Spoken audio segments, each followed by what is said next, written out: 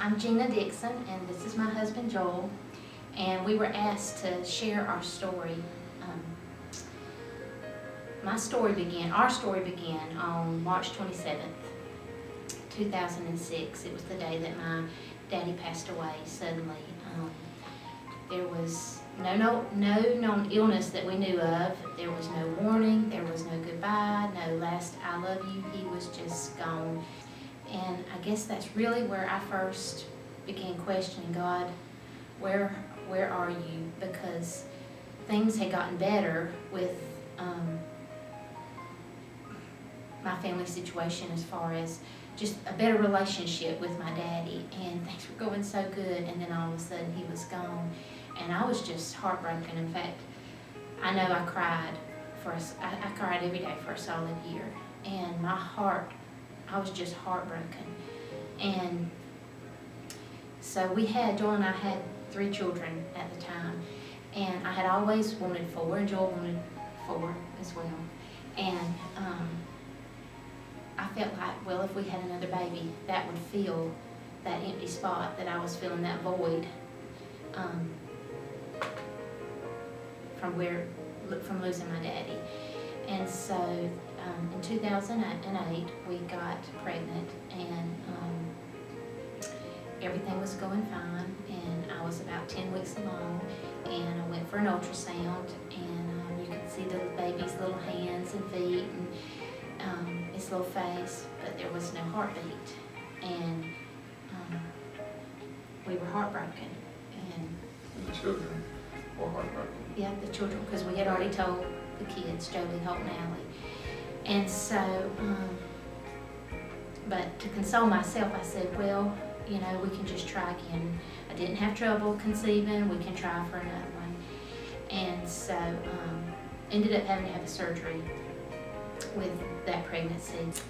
After the loss of that baby, little did we know that we'd be on about an 8-year journey of heartbreak, disappointment, testing of our faith, learning to understand and finding contentment,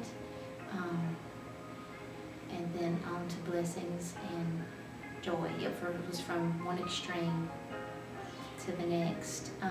That same year in 2008, we ended up conceiving 3 more times. We lost one baby around 5 weeks, one baby around 7 weeks, and then we thought with the last baby that we had got to about 15 weeks, and we thought, oh, we're in the clear.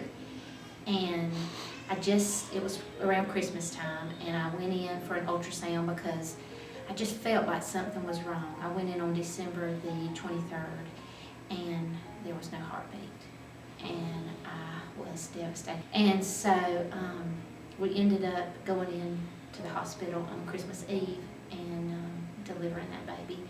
I was devastated, Joel was devastated, our kids were. They had been so excited, praying for a little brother or sister, and we came home empty-handed.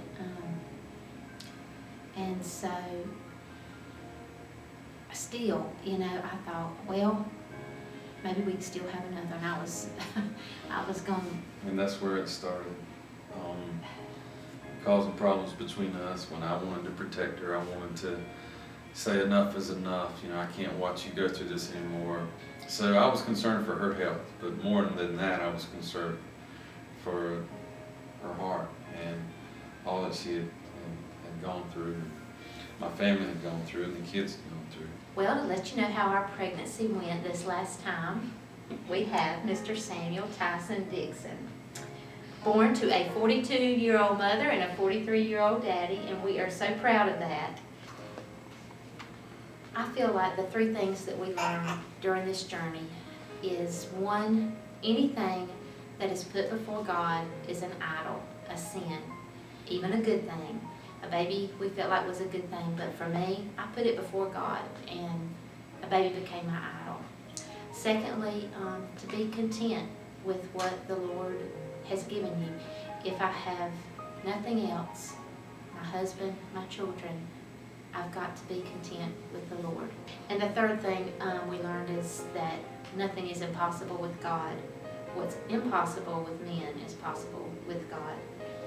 You know, for me, I think it would be impossible to communicate all that I learned through this process.